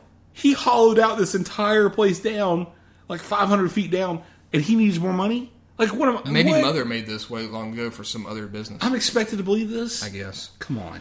So, so Steve and Connery fight. Yeah. Swords. And Emma's working on the weather system gizmo. Yep. The weather's been increased all over London and stuff, and it's detrimental, knocking over cars, and no one's in those cars. No one uses them. I put this is basically Empire Strikes Back, except in the ocean. Okay. They're fighting down on a catwalk right above water that's now going berserk because of his weather shit. Yeah, waves crashing. So, like, why would you start that up inside your own place? No clue. I mean, we're talking about like the kind of waves that just batter a fucking lighthouse. Yeah. That like you're cowering at the top of the lighthouse because the waves are so huge you're afraid you're going to die. These are the waves that are hitting them as they're fighting on a catwalk with swords. Like, why'd you start all that shit up? No clue. You could have kept it calm in here. You control the weather. Yeah. Keep it around you cool, and outside let it be all rough. And out of nowhere, Big Ben blows up. Whatever. They just wanted to blow up. Who cares? They were like, England, Big Ben. That's okay. That's a trade. That's a landmark. We'll blow that shit up. Get rid of it. We won't figure out how we're going to do it, but the wind or something blows it up. I got waves and rain. Emma is still rolling her mechanical skill on the technocrud. Try to get it shut off. I'm gonna let you go because my next line has to do with the end of the fight. Okay. So yeah, she's trying to fix the thing. I said, "Why was this movie ever made?" And he says, Sean Connery says to him, "Time to die." Time to die. He says it just like that. How many times has that been said in movies? Who writes that? God damn. Dan McPherson, I believe, is the culprit's name. John stabs the old man through. That old man. And then all of a sudden, as he's stabbed, you got lightning stuff going around, which, you remarked that they're weapons. They're holding up these metal weapons that could go off lightning. Well, he does whenever John stabs Sean Connery. Lightning all of a sudden hits him, picks him up off the ground, throws him into the stratosphere, and then he explodes. He just disappears. I say explodes. He didn't even do that. Okay, first of all... He goes to Valhalla. My first problem was, he got hit by lightning, he's getting electrocuted, standing on a metal platform wet. as far from me to you. We're talking 3 feet apart. Yeah. And Steve didn't get electrocuted? And it's raining. And it's wet. And he didn't get electrocuted. Metal and water are conductors. Mother Nature struck back against him. He was using her for nefarious means. He was playing God. Yep. But what I loved is how he went flying up in the air, and then I'm certain he blew up. And then all of a sudden, yes, lightning picked him up. He went to Valhalla. I don't know how. He was riding the lightning. Yep. So he got sucked up into the air, and then it just shows him disappear in clouds, and clouds clear up. Yeah. I don't know how that worked. Well, Emma does shut off the weather machine at this point, so I guess that has to do part of it. But I don't know. I never heard of. Well, hell, that guy. I know he got struck by lightning, and then it took him up high into the air, and he disappeared. I just like what I wrote. Steve not electrocuted. Not only that, Connery taken off into space by lightning. That's what I put. It'd be good if they just showed his body like frozen, like in space. Just like barely moving in space. But yeah, I could just imagine that now. my Somebody God. talking about getting electrocuted. He just took off, man. So yeah, she jumps into the water from way up above, like 500 feet Yeah, up. she's a cliff diver. we got to realize, Eddie Izzard just died from the height that he fell. Yeah. But she dives off. She was in diving stance. Yeah, arms first. She goes right to the water and comes right up a ladder. She's a cliff diver. And then, Steve pulls her up. Of course, there's an auto destruct. Well, first, what kept you? Sorry, weather kept me. Yeah, the weather. The weather. So yeah, there's suddenly an auto destruct's going off. Why? And not only that, but it's blowing up from the top down to the bottom, which is ingenious. If you're going to set up an auto destruct, start it at the top because that's how people have to get out. Yeah, like Super Metroid when you're running from bottom to top. You know? Right. Get me out of here. Yeah. So the auto destruct starts at the top. So instantly you're like, well, fuck, that's our exit. We're dead. The island blows up. The entire island blew up. Kaboom! It was a pretty good looking explosion. I have to believe it was a model. Mm-hmm. Unless that's where the budget went. Maybe they actually blew up an entire island. Could be. So, but it was a good looking explosion. Yep, back to Mother, and he's doing tea time or something. You're not sure if they survived or not. Right. And I said the British lost the world because of their tea time. But you know what? All of a sudden you see in the middle of the Thames River, you see... Now, let's get this straight. The room that Sean Connery was in where he was controlling all the weather was... I assume an escape pod. An escape type pod. It was a plastic, probably like a plastic bubble shaped room full of computer stuff. Mm-hmm. And that's where they obviously went into, and they survived. As all of a sudden the ball room, what it is, ball computer room, just comes splashing up floating to up to the top of the surface. Top of the surface. So they survived in a ball computer room. Let's be honest for a second. With all the metal that was in the place that they were in, it would have buried them at the bottom of the sea. Oh yeah. They would have never come up. And all it showed was all the computers were all burned up inside there. Yeah. So I guess they survived that. Yeah. You know what? Let's not think about it. No, let's not think about it. So they arise in Connery's escape bubble, and then next thing you see, more tea. Champagne. Oh, sorry. Champagne. They're having that on the roof with Mother, toast. Some sort of music rises up. Oh, the music really goes crazy. Like we're supposed to think that this was the best film ever. They end the film when the 80s laugh. Ha, ha, ha, ha, ha. And that's the end of the movie. I put, fuck this film, it's ass. Dreadful film is what I got written. And then, in true James Bond fashion, we get a song. And it's like one of those, it's straight out of the credits of a James Bond film where it's a female voice singing the song, very powerful. Mm-hmm. The song is called Storm. It is by... Who? Grace Jones. Grace Jones is a singer? What is she doing nowadays? What is Grace Jones doing right now? That's what I want to know. We could probably have her on the podcast. I think she works at like a gas station or something. What is she doing? How did she have a career? I don't know. What else did she do? She was a model, right? Yep, she was a Bond girl. She was in Conan the Destroyer. Yep, she was in View to a Kill. Yep. I think she was in a John Mellencamp video, wasn't she? I have no clue. I'm almost certain she was in a John Mellencamp video. And now she's a singer. I guess. That was... When we say now, we mean 1998 now. True. That was 18 years ago. I don't know what she's doing. 17 years ago. I don't know what she's doing now. So that's the Avengers from 1998. Yep. What are your thoughts, Brandon? I don't like it. It's not a good movie. It's not fun to watch. It's way too talky.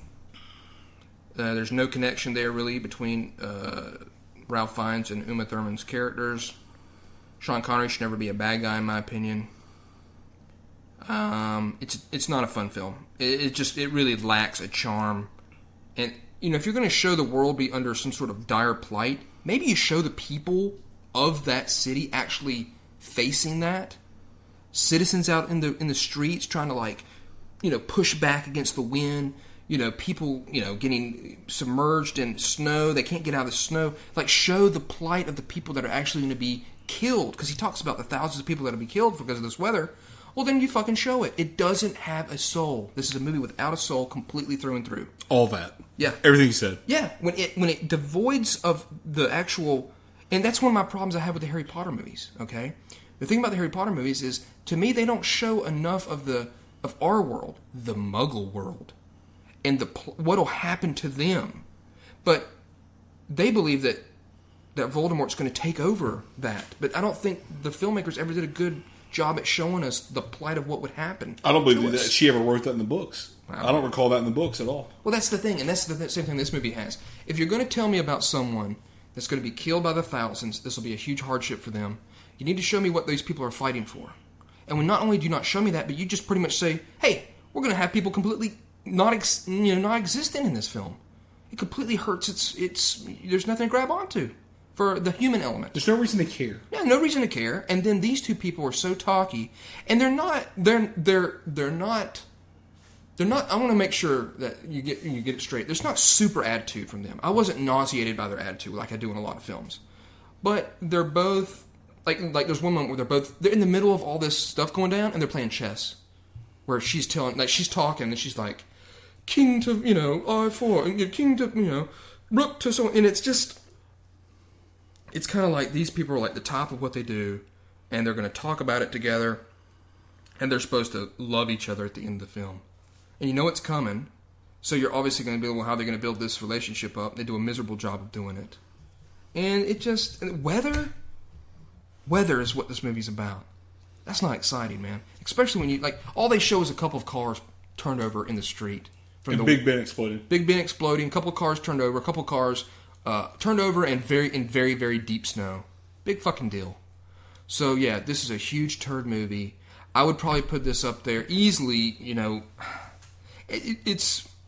There's nothing good to say about the film. Nope. Nothing so good. There's no redeemable factor. No redeemable factor whatsoever to watch this. I don't know how it got 5% on Rotten Tomatoes. It's a very bland film overall. There's no cool tech. There's no cool fighting. There's no cool stunts. None. I don't know. There was a moment when I was watching this movie where I was like, the director of this film, what was he really trying to do? Was he really giving this his all? Was he really trying to make something unique? No. He was just trying to take these characters that were from the British TV show, give them to these actors, get Sean Connery in the movie, which I'm certain that's fucking stars in these people's eyes. I've got Sean Connery in my movie. Back then, he was still a big commodity. And so I think they just kind of gloss over. Ultimately, this movie just, it fails purely on the plot, the script, the writing of the film. That's what it is. Boring, bland, dull, lifeless.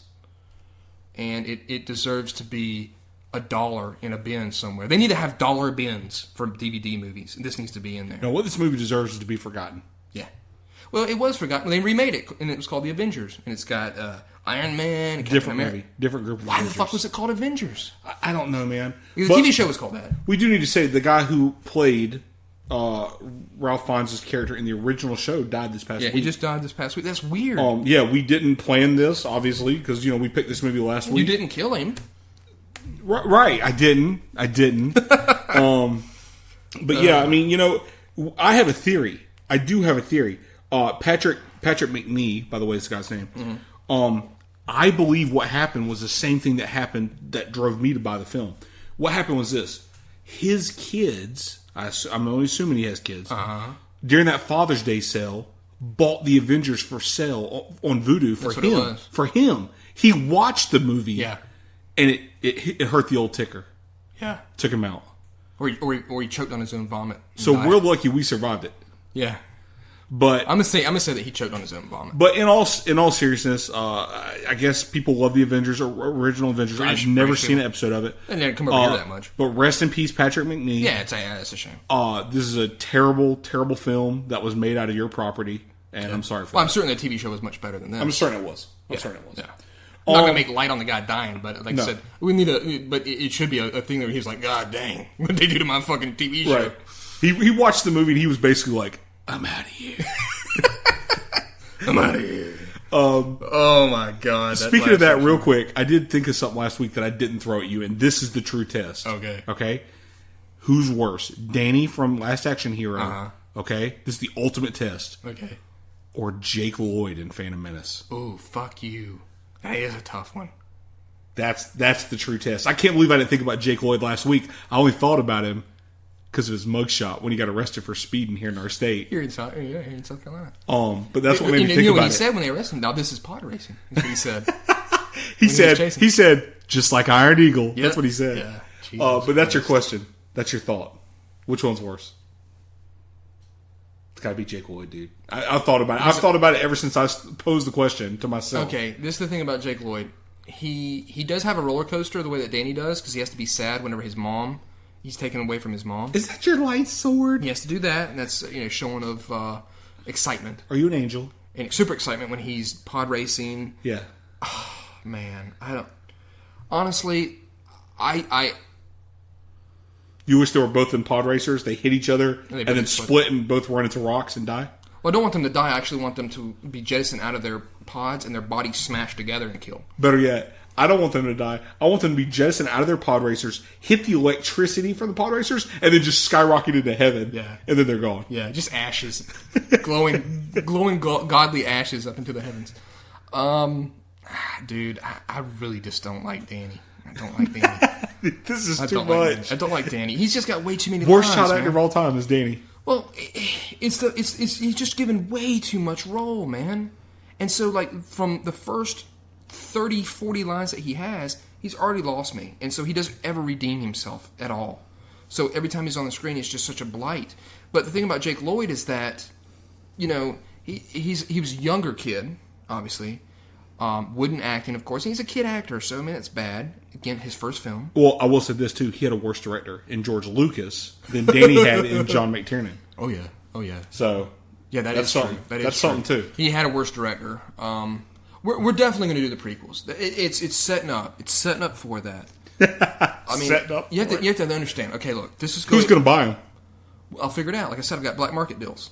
If I have to, what I'll do is I'll go into a store where they're sold, and I'll crouch down low. Yeah. And when it turns to, it says hidden. All right, we need to wrap this shit up. Oh, okay. My computer's at 10% battery. All right. We don't want to lose all this. It's going to say, I'm going to have something that we have to do it all over. It's going to say detected. And then when I go down low, it says hidden, and then I'll grab it. That's when you grab it. And then I'll go. It's thievery. But all right, so you want to tease what we're watching next week? In memory of Raul Julia. Bum, bum, bum, bum, bum, bum, bum, bum, bum. That's right, people. I believe it's 1994's offering. Street Fighter, the movie. With Jean-Claude Van Damme. He's playing Guile. Yep. Raul Julia, his final film. Kylie Minogue. It's a stinker. Yeah, it's bad. Wes Studi from Last of the Mohicans. I've always been a big Street Fighter fan.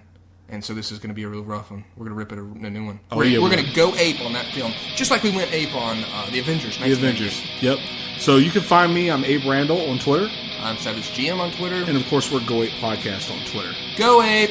Until next time, go Ape. Go Ape!